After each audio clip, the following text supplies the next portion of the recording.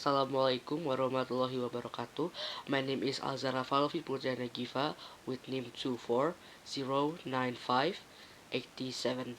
So today I'm going to give you some historical material about G30S. So that's true on the September 30 until the early house of October 1 in 1985. There was a kidnapping accompanied by murder of 6 army general and 1 police officer. And the incident was later known by several terms such as Gestapo or Gerakan 13, Gestok Gerakan 1 October, and G30S.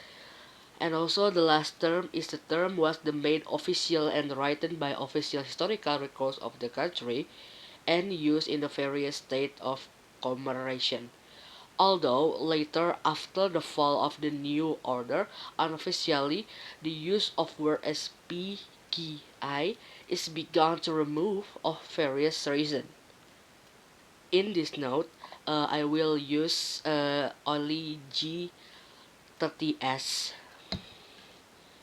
In addition to having various name of term, the G30S incident was also the various version in the book Palu Sikling di Ladang Tebu by Harmawan Sulistyo. There are at least 5 versions that try to explain the mastermind of the G30S incident by chronology and analytically. By 5 versions include the army version, Sukarno version, Suharto version, the CIA version, and the last is a PKI version. The last version is the version used by the government and recorded in the history of the state until now. During the new order, there was only one version of the G30S incident, but when the new order was fell, the other version emerged, and many history books have been written by the historian and post-reform history activity about the G30S incident from various perspectives.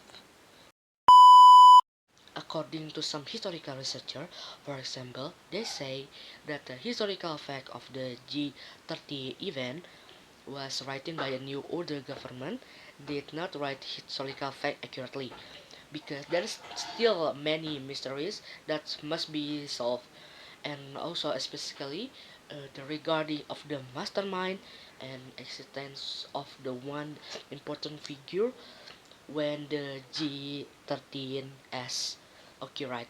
So, namely Major General Soeharto, a general who inherited the throne of the government from the old order to new order.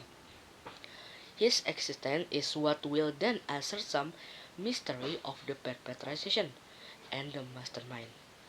Okay, a part of Suharto existence, according to some historical researchers and historical witnesses, for example, it's turned that Suharto has known that there will be some a movement before the G30S movement occurred.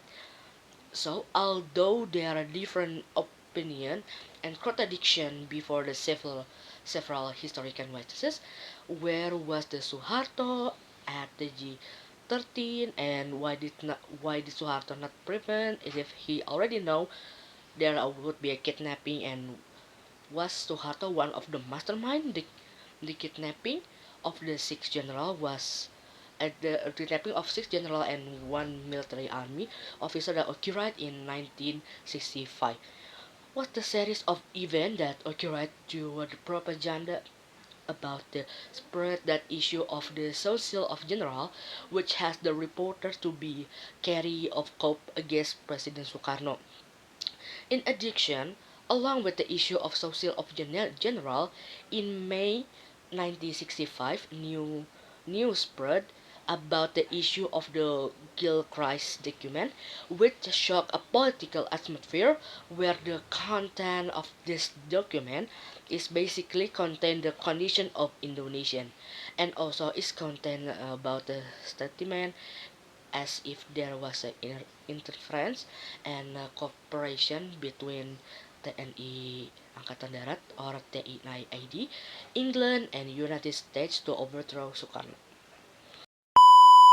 A night before the movement of September 30 in 1965, Lieutenant Colonel Untung, who was the member of the Cakrabirawa, first was information the Sukarno in 50 day before the G30S incident on September 50 in the 1968 as a state of the testimony about the G30S written by Dr. Subandrio, stating that while in prison, Untung was told to me that on 5/50/1965, Untung came to Suharto that report that there was a council of general who would carry up the coup, and Suharto replied, "Good, if you have plan, just go for it, don't hesitate."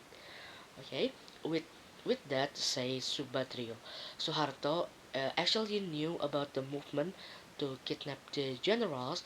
If Suharto did know about this movement, he should have told President Sukarno, because as the head of army, Suharto could disturb the Lieutenant General Ahmad Yani if Ahmad Yani was absent or prevented.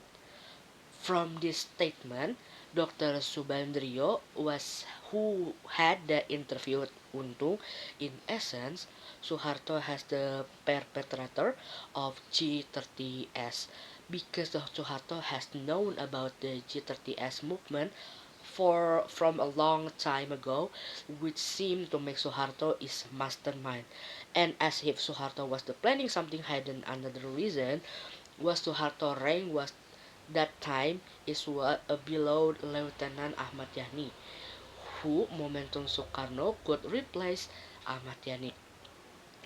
Even so, Dr. Subandrio narrative that is a one-side narrative and cannot be unquoted. According to Prof. Salim Said in from Gestapo to Reformation, Soeharto was already knew about the kidnapping of the military officer. And however, because the Major General Soeharto position was still not strong and did not have the power or still belong rank in a rank of Lieutenant General Ahmad Yani. So he could not do anything in addition.